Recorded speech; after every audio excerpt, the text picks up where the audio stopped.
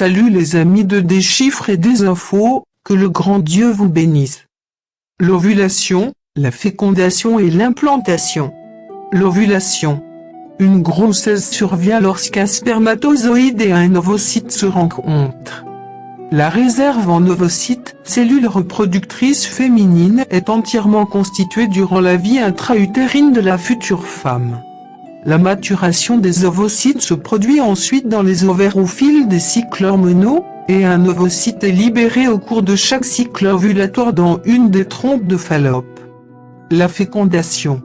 Les spermatozoïdes libérés par l'éjaculation vont cheminer dans l'utérus, puis dans la trompe de Fallope, jusqu'à ce que l'un d'eux rencontre l'ovocyte.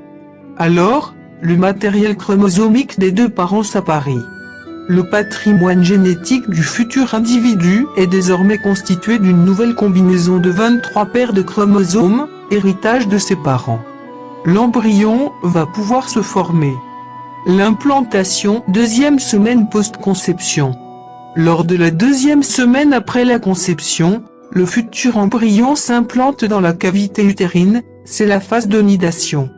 À la fin de cette deuxième semaine, le placenta commence à se former. Son rôle est d'assurer des fonctions essentielles au développement de l'embryon puis du fœtus, en lui fournissant notamment nutriments et oxygène, et en permettant les échanges avec la mère. Les premiers développements de l'embryon, troisième semaine post-conception. C'est le début d'une phase de développement rapide de l'embryon, qui va durer 6 semaines. Pour la mère, elle coïncide avec la semaine qui suit la première période menstruelle manquée, et avec l'apparition des signes de la grossesse. C'est la période cruciale de l'organogenèse, les tissus et organes du fœtus se développent.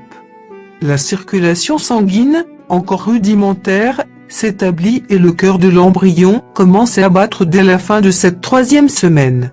Le développement de l'embryon, 4e à 8e semaine post-conception. Les organes internes et les structures externes majeures apparaissent. La tête grossit de façon disproportionnée par rapport au reste du corps. Les membres se développent, les doigts et les orteils s'ébauchent. À la fin de la 8e semaine, l'embryon présente des caractéristiques humaines indéniables.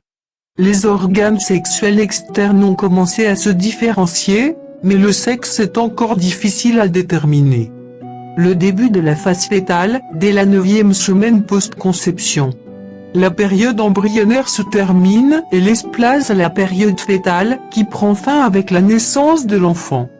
La période fœtale se caractérise essentiellement par la croissance du corps et la maturation des organes et tissus. L'objectif est de préparer harmonieusement le fœtus à la délicate transition entre la grossesse et la vie en dehors de l'utérus. Merci de partager, et n'oubliez pas de vous abonner.